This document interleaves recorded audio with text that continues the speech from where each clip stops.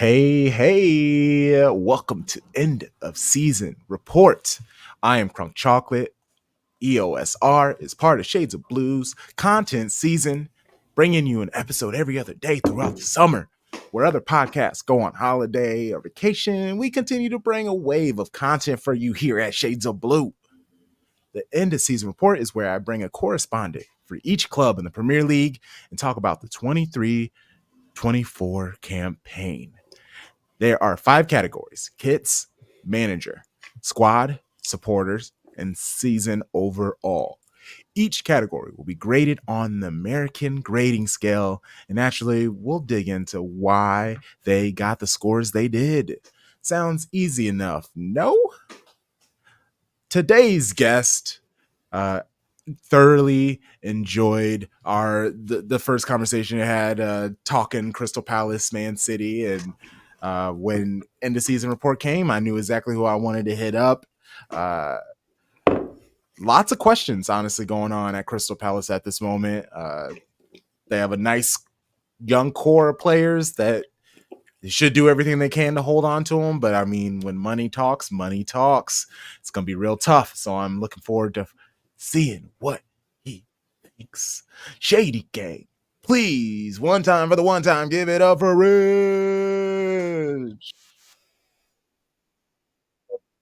What's happening? Not much, man. I'm excited to get into these Eagles, some Crystal Palace. But first, please let listeners, viewers know who you are. Tell them a little bit about yourself and a little bit about Eagle Eye Football. No doubt, and I appreciate you, Crunk, once again inviting me onto this platform. I remember that chat we had first time ever.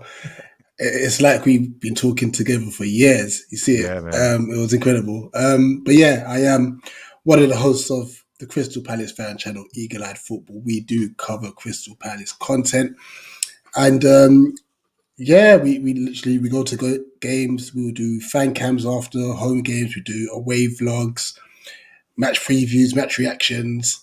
We have banter too. We just kick it. We just try to have a good time and just bring communities together. Yeah, they're a great view. Especially, I really enjoy Crystal Palace supporters. Like, it's always been vibes with you all. You've always been very nice. I have a friend actually around here. He's a Crystal Palace fan, and he's legitimately one of the nicest people I know. So it's just like all I know way more incredibly nice Crystal Palace supporters than I think I know very nice other rival team supporters just all together. It's crazy. So I mean, I could be wrong. I mean, maybe you guys are secretly a bunch of rascals, but at least for now, I mean, Look, I'll be blind. I'll in be blind simple to it. terms, we're nice until you pee us off. And that's fair. And I will do everything I can to not pee you off. I'm like, Nah, oh, you're it's good. all You're good. vibes. Oh, well, let's get into it with the first category, which is kits. And I am very interested to know what you think of Crystal Palace's kits, because honestly, I feel like they were a little edgy this year, if that's kind of like a thing to say, because for the most part, you'll keep kind of the traditional look with kits. And I feel like what you got going on this year, it's similar, but it's them trying to like branch out, in my opinion. It was very interesting with our kits because I'll start with the home kit. Yes. When they did the video like release, and this was before we played Nottingham Forest in the last game of last season, and initially it was just like, oh, Mm. I'm not too sure about this. And then we went like I was literally no whatever. Like I was walking down to the stadium for the first game, and I've seen people have already bought it, and I'm looking at it, and I'm like, it actually looks really nice in person. Mm. So I went to go get one. I went to go and get one, and it's actually a decent kit. Granted, I still think we look better with our traditional stripes. Yes. That's our bread and butter. But it was nice. Obviously, it was kind of like going back to our promotion season where we had the half and half. And yeah, but I expect us to go back to stripes next season. The away kit, I wasn't a big fan of it, to be honest. Yeah, White so it's shirt, blue yeah, sash, blue sash. yeah, yeah, it's just and stuff. But so I'm gonna grade those two before I come Yeah. over to this baby, right? Yay.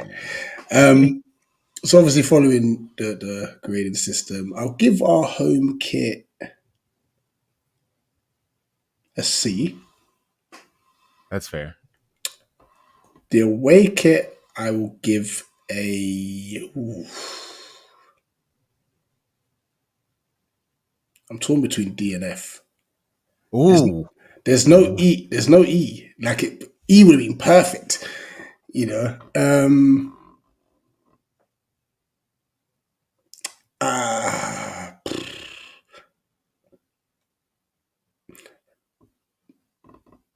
yeah, So I'm not a fan. I'm gonna go F. I'm not a fan. I'm gonna no, go I F. mean I'm with you. I'm not gonna argue. It is kind of weird. You may not know, but with the front of the home jersey, it almost looks like there's like a fence like on it, like the Yeah, pattern. there is an like embroidered print on there, and it's something that we've been doing with quite a few of our kits recently. We had an away yellow kit a couple of seasons ago where it had like eagle prints embedded. You know, very intentional designs. But yeah, Is in you detail. guys known for like a giant fence or something? Or So that is pretty much that structure is as you enter Sellers Park. Like we have gates okay, and okay, whatnot. okay, yeah. The look at dummy over here. Thank you. I appreciate Nah, it. yeah, All right.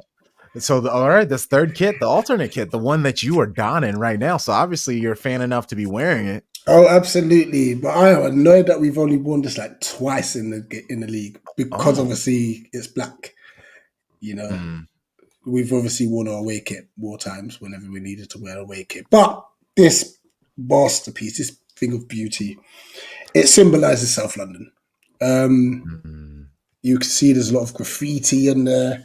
yeah. The graffiti reads out things like South London and Proud, SE25, CPFC, and stuff like that. Obviously, we've got the lovely, intricate red and blue for the collar. You know, same with the sleeves. That's blue. That's red. You know, it's just put It is together so nice. nicely. It is nice. And It's I'm very nice. hoping that. I mean, unfortunately, we can't have the same sponsor because we're not going to have Cinch anymore. But I hope they just say let's have the same style next season. We haven't worn this one much. Let's have the same one. But if not, I'm still keeping this bad boy. This is getting an A from me. And that's very fair. I am. I'm looking at it. I'm looking at different photos of different angles and getting real close in the scene, and I see that the shorts, excuse me, they have a nice little line of the same graffiti on it as well. Yeah, that's real nice actually. Shout It's out a to beauty. y'all. I mean, It's a it's unfortunate that one out of three you approve of, but at least the one you approve of, you like really approve of. Oh yeah, this is the best one, 100%. And I don't mind. So I love Cities Away kit. The third with the lightning is Oh yeah, fun, that's really and nice. Yeah. then the home kit, it's all right. That's exactly how I feel about it. It's a kit. I don't hate it, but I personally will not be purchasing it. Mm. Yeah. All right. Well, Yo, it's not too bad though.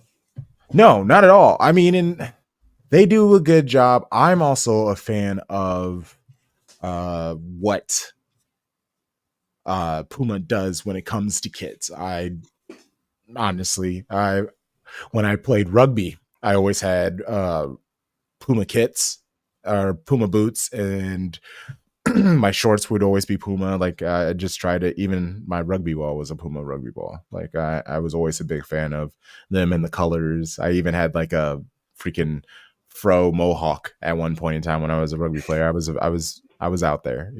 I'm Fairs, already fairs. like 6'4" and second row, so it's like, hey, could you let me get a little bit more height on these jumps?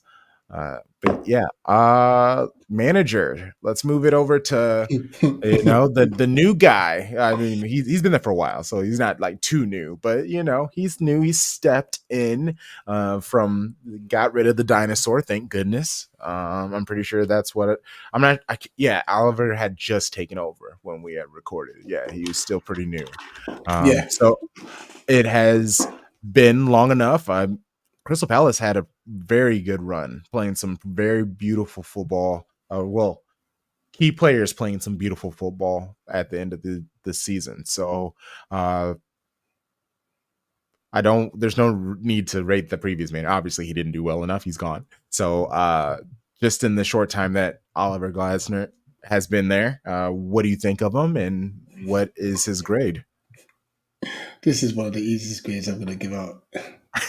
Listen, I mean, can I give him an A star or an A plus? What's higher than an A? Because Oliver Glasner's he's come in his first 6 games. He only won one game, couple of draws, couple of defeats, and unfortunately, some of our fan base were like, "Oh, there's no difference to Roy." And I'm thinking, have you not seen that we're playing a lot better, and so on and so forth.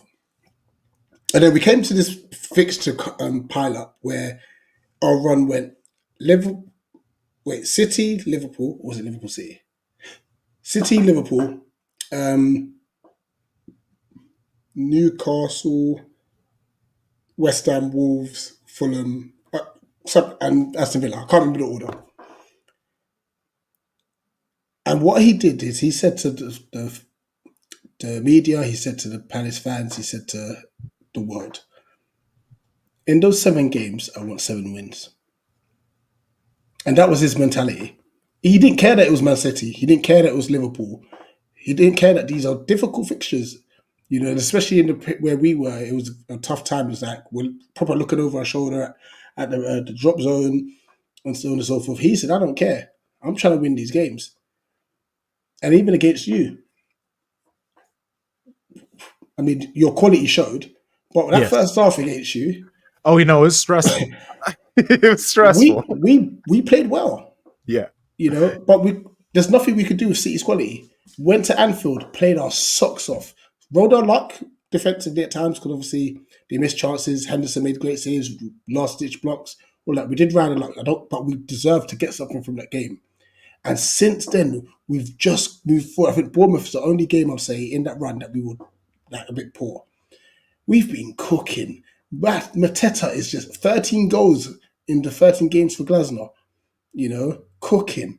Ebbs and Elise hardly played together, but whenever they did, goals or assists. Yeah. Yes. And as a front three, they've been doing a madness. We scored 5 at home against West Ham. We scored 5 at home against Villa. Granted, Villa were on the beach. They've got Champions League football. They were chilling. But I'm now getting people messaging me like, rah. And this was before the season ended. Don't really want to be playing Palace now. Yeah.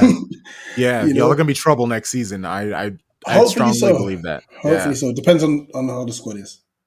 Yes. Who is still there? But you Mm. should be. I mean, while I have you here, and obviously the episode is being dropped later, but I don't really care about timing things. The England roster dropped. How are you feeling about it? Was there any? Obviously, Rashford and Henderson were taken off, and that's fine. But Wharton, how are you feeling seeing Yeah, some Eagles on there? a player I didn't even mention. Like we built with in January, and he's been brilliant. Yeah. But we've got four in the provisional squad because it's 33 been picked, but I think they'll cut it to 26. So 7 of these players Oh, won't make okay. it. Okay.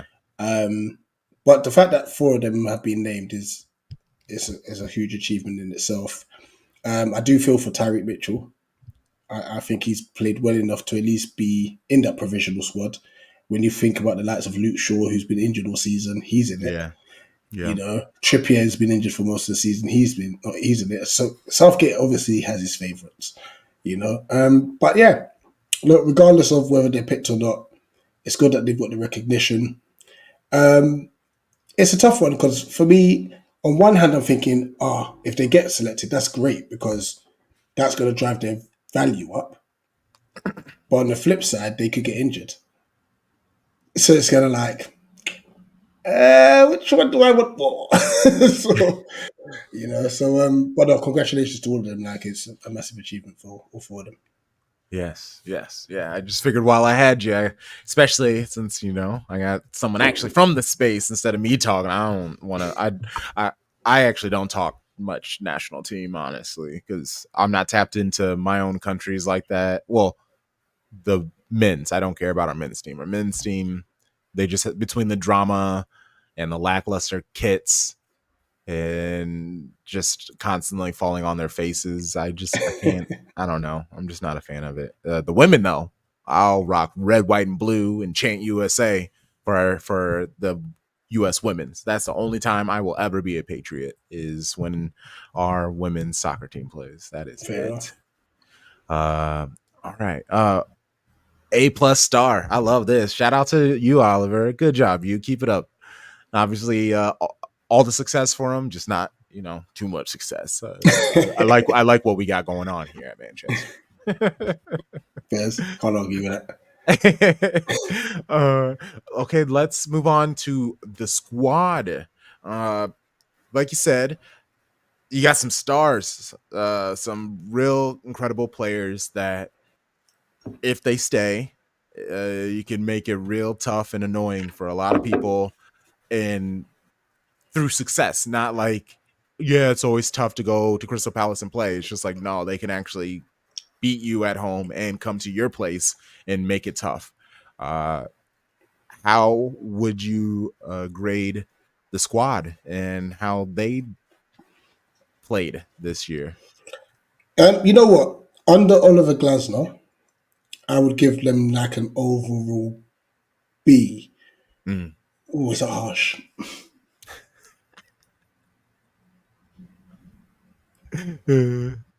Um, it might be an A/B. The reason why I was thinking B is more so like you got the games against like Luton, Forest, and Bournemouth. I think we let ourselves down where we could have either Mm. killed the game off and scored more goals, or we just didn't play well. You know, but then you balance that with the fact against City, against Liverpool, Fulham away, Wolves away, West Ham at home, Forest at home, Man United beating them 4-0. You know, those were incredible performances where we did take our chances. You know what? I'll give them an A. Under Glasgow, they get an A. They get an A. They get an Well, A. because I mean, you can give them an A minus or a B plus. Those are like the fringes. We'll go A. Let's stick to A. Let's just leave it there. Hey, I like that. Mm. I'm not here to argue. You know. Once again, it's just the fact that like now Glasgow's got us playing confident football. He's even had like Nathaniel Klein playing right centre back and doing a job there. You know, like all the players that Roy Hodgson struggled with, Yeah. he's getting a tune out of them, and they're all playing very well. Mark Gay played in centre mid on Sunday. You know, did a good job. You know, and obviously, like I said, Adam Wharton and our front three. And special mentions also to Joachim Anderson. Chris Richards is looking very comfy now. Dean Henderson's found his feet. And Tyreek Mitchell, I tell you what, he's becoming an attacking threat. Mm. But another player that needs a lot of recognition is Daniel Munoz, our wing back. My goodness me, this boy can run. Up and down, up and down. He's getting us a couple of assists now. I can't wait till he scores. I can't wait. He deserves a goal, the way he's been playing. Oh, he joined from the winter from Jenk. Oh, okay. Again. All right. Cool. Hey, I mean, and he's 27, so that's pretty good. Mm. Man, that Wharton pickup though, I wasn't aware that he's 20. He turned Yo, 20 after he even signed for us. The guy that's is incredible. To the point where he's now in the provisional squad for England. It says a lot. man. I really hope y'all can talk these players into that, giving it a real go because Mitchell's 24, Richards is 24, Ezzy's 25, Gahey's 23. I just mentioned Wharton's 20, Alisi's 22. Like you even have like Decore, he's 24. Lots of really young, incredibly talented players, Yeah. and could really have some fun if, and obviously it's just like how, what is success to them at Crystal Palace? Like, I is getting top 4, 5, 6, getting to Europe and being able to do a year in Europe. Is that, would that be, because technically it'd have to be two, because they'd have to stay one more season and then another one if you're able to attain Europe. So it's interesting. Do you see someone like Olisi, as a like staying 2 more years? You know what? It's going to be difficult to keep both of them together. We may keep one One. or Mm-hmm. the other, but once again, like it'll be difficult. And the thing is, let's just hypothetically say they say, look, all right, we're going to give one more year. We're going to push for Europe. We get like a conference league or stuff.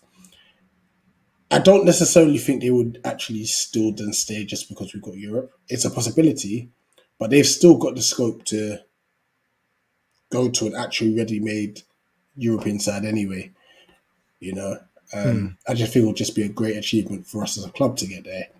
We will say thank you to both of them, appreciate you, and they can just go and thrive elsewhere if need be. You know, but knowing the way that we've played under Glasner has given us hope for next season, and this is why I'm hoping that we can keep them just to see what a full season looks like.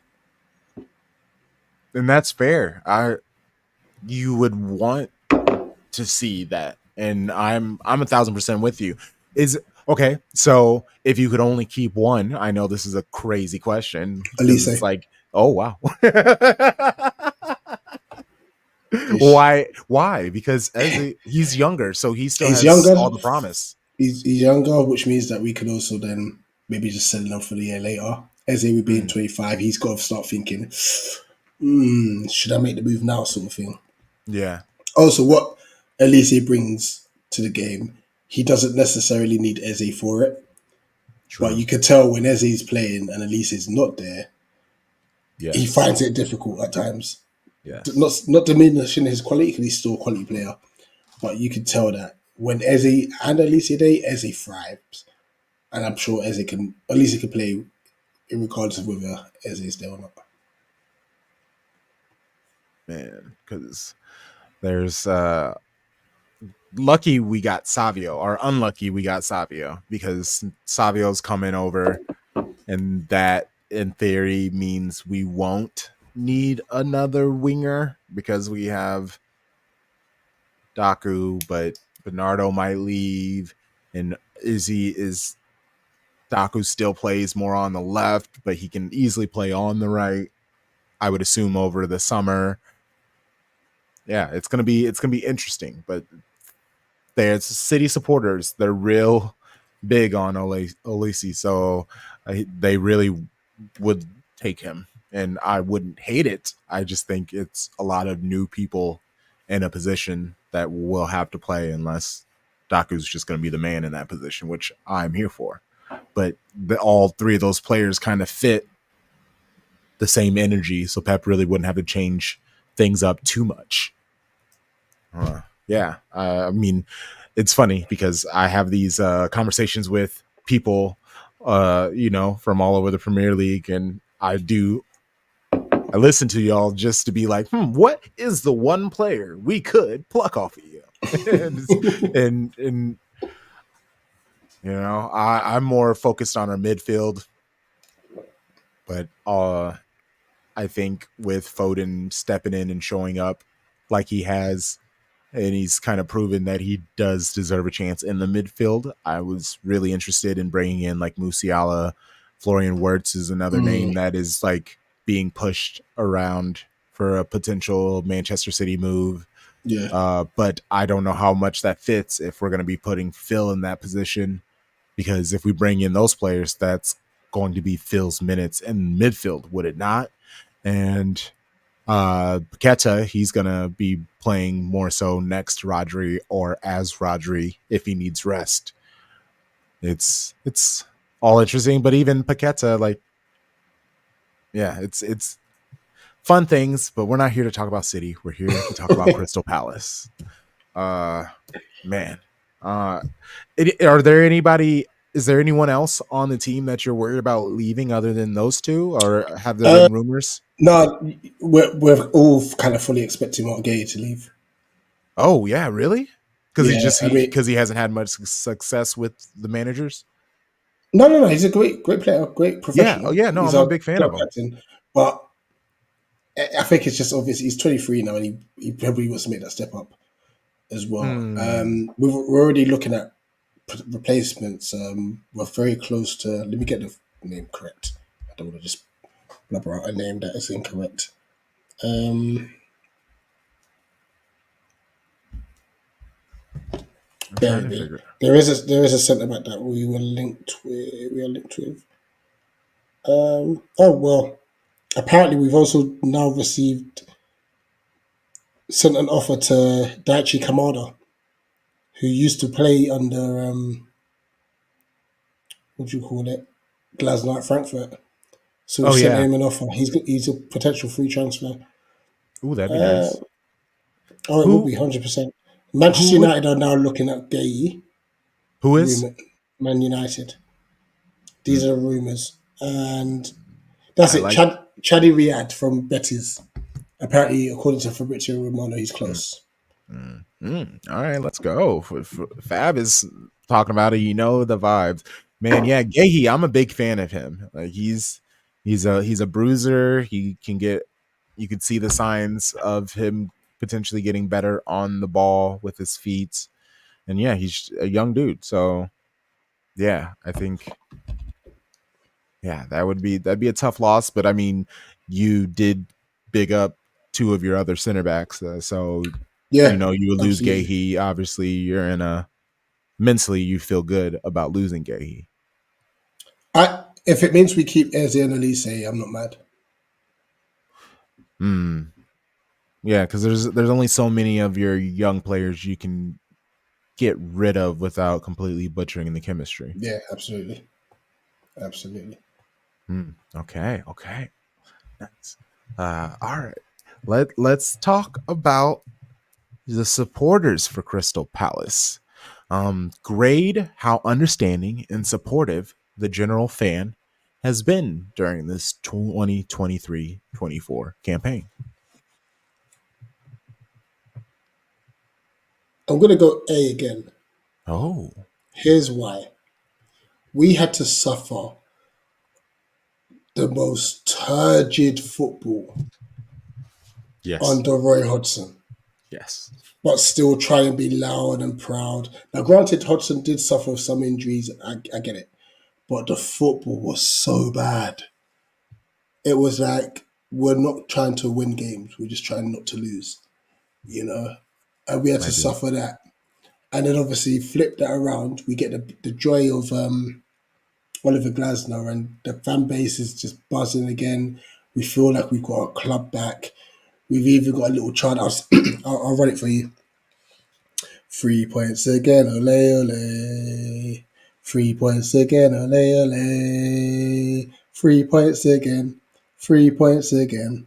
3 points again, ole ole.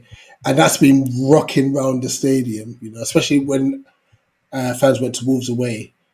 In the concourse, like I wasn't there, but just seeing the videos on the X and even our away vlog on the concourse, proper rocking that track, I love it. and it just shows like, and I think for clubs like us, like we just always seem to have to be there during the good and the bad, and people don't understand that what we're going through when it's rough. So when we do start celebrating the things, they're like, "Oh, you're celebrating finishing 10th."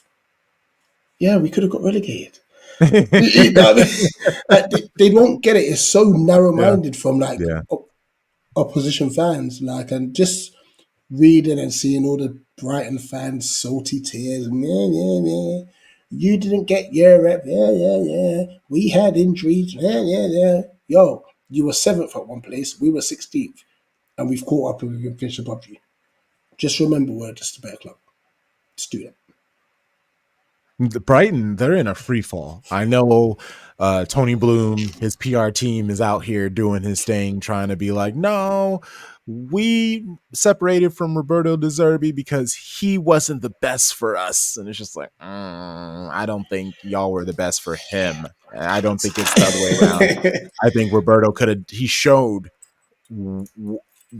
why he could have did fantastic things with Mm, that club. And I was screaming at the moment he got there. I was, yes, getting huge return in investment for these young players is fantastic. But if you're bringing in a manager like him, he's going to want to win. He doesn't care about the money. yeah. Like so, and that's just what you saw. It's just, of course, you're getting injuries. He's now having to trust and rely on whole new people. Some of them don't have that like techie ability or astuteness that the players that they got rid of, and then you're making players who have never played anything to the level of the Premier League. They're coming from like all these other leagues from around the world where they were barely playing, and now you're expected to play 30 something games in in the most physical league in the world. Like, is this what we're doing? Of course, there were failures. Of course, and yeah, I think Brighton fans, they need a humbling because Oh, and they got humbled on Sunday, seeing us above them. We even shamelessly put the league table up at the last day of the season, and we loved it because all they were talking about before that was let's mind the go. gap, mind the gap, mind the gap. Well, we finished above you. Hold that. I mean, if we're even gonna go from here, we all know eagle is a significantly superior bird to a seagull. Like, I Yeah, mean, Sigurd got his crap off the floor and stuff like that. Get out of here. oh, I love it. Okay, so shout out to the supporters. Okay, so the season, if the players got an A, the manager got an A, your supporters got an A. You know the kits. They were the ones who got slacked the worst in this. So what would you grade the club and the board directors, the office performance in the 2023-24 campaign? Huh. The fact that they reappointed Roy is an F. That alone is an F. And it's almost as if like we had to, as fans, we actually had to hound the manager out. We had to force so much like media Mm, publication in order for change to be had. I don't think Roy got to get sacked if the fans didn't stand up and make a lot of noise, particularly in at the Emirates when we put up that banner. And the board just were kind of very incompetent. I think for me personally, and this is my own opinion, not the opinion of all Palace fans, my personal opinion, Parish was just trying to save some money. And I mm, believe it was not Glenn Textor, John Textor, one of our American owners. He's the one that's mm, been trying to talk to Glasner from. He wanted Glasner from the start of the season. So he's the one that's had meetings mm. with Glasner and pushed it forward and really said, "Listen, we need to get this guy in." Parish finally sat down with the guy and said, "Okay, yeah, you know what? Yeah, we're happy with you to take us forward." So big up John Textor. I But if I'm going to give an overall grade Yeah. for the board itself, a D. I mean, I'm with you. I so at the end of our episodes, our weekly episodes, we have a segment called Shock All and Applause, where you can just basically give anybody either positive or negative, whatever. And when when they brought that dinosaur back in, I was hot for y'all. I was screaming in this mic for Crystal Palace. It was just like, why am I hurt? Why am I mad for Crystal Palace? Why did they did their own legend super dirty? Because he what can he do with the squad? They have to learn how to win. They have to learn how to care. There is so much that they had to break from themselves with Roy. And yes, Vieira, he's a laid back dude, so maybe he wasn't the right intensity level for what was needed to kind of like snap them out of what it. But I don't think like they blamed failures on him that I don't think is fair. It's just he just wasn't the right man for the right job. Like I think obviously Glasner's doing great, but if Glasner kind of like struggled, I mean Vieira he's kind of doing all right in Liga, and so I mean I think y'all technically are winning now. Now that you have Glasner, but it's oh man, I'm so hot. Like why bring him back? He nothing.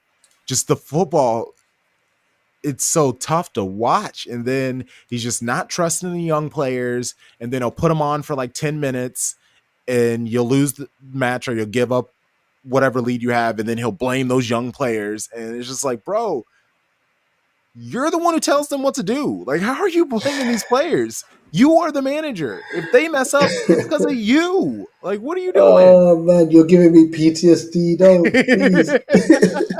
I'm in a good space right now. My My bad, my mental health is good. bad. You're taking me back to that dark place. It was a dark place. I'm so happy for Oh you. Like, oh man, my gosh. honestly, Oh.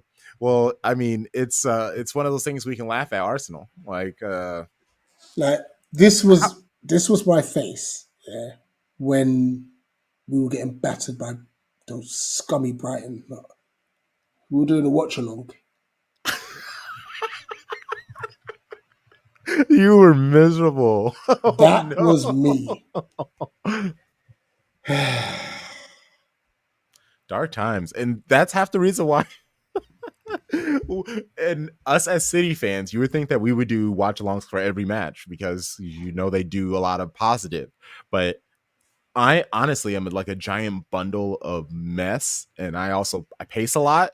So if I did a watch along, I would have to I'd have to back myself up because I need space to like roam or like have a mobile camera or something. I'm a Do very it. performative. We're gonna do more of them next Do year, a it. thousand I need percent. to see that. Because we try to do some with other people, but you know other people have their own watch alongs that they do, and Mm, that's kind of like the problem with it. But honestly, StreamYard has added if well, as long as you have a paid account, you can combine your accounts so you can stream. So if we did a combination, you could stream from yours while I stream from mine yeah, and we yeah, do it together. So I like that they have made those adjustments. But because it's like I don't want to like steal your viewers or anything. And I know it's like a dog eat dog world out here. So there are people who do that. I legit just want another counterpart for the sake of like entertainment and yeah. good I get it. quality banter and stuff like that. Like I'm not out like you guys can check. I don't put the right like yeah, however YouTube everybody has that like same photo where it's like you being surprised and there's like words around you. I don't do none of that stuff. Like we could be so much, I'm sure, further on YouTube and stuff if I just played those damn games, but I don't want to rant about nothing. Rant about nothing. This is what I love about the off season. Oh, uh, anything else? Is there anything else that you need to feel the need to rep or laud, applause, poo, be angry about this season for Crystal um, Palace before we you move on and you look forward to the next season? I think I'm just going to give Jean Philippe Mateta his props, man. Mm, Um, he's finished with 16 Premier League goals, like I said, 13 goals in 13 games for Oliver Glasner. And he nearly forced his way into the French Euro squad. He's improved his first touch, he's improved his control, he's improved his hold up play, he's improved his passing, his link up play, mm. his running in behind, his finishing. Everything's improved under Glasner, so massive big up to him. Man, well, good for him. Yeah, y'all are gonna be a bunch of bullies next year. I'm not looking forward to that. Hopefully. I like it. You can't even thoroughly enjoy it just because you know there's just been so much sadness and chaos around you. I need joy for you next season, my boy. I hope that for you. I really do. I appreciate that. Well, Shady Gang, one more time, give it up for let listeners, let viewers know where they can find you in Eagle Eyed Football. Yeah, so that's Eagle Eyed Football on YouTube. Just type that up, you'll find us at Eagle Eyed Ball because there's not enough characters on X and Eagle Eyed Football underscore Instagram, which we kind of use. And we're on TikTok too. Where you type Eagle Eyed Football, you'll find us wherever. Yeah, They're around. Type it in, you'll find them. you'll find us. Hey, and I'll have a few of their links in the show notes. So go ahead and check that out.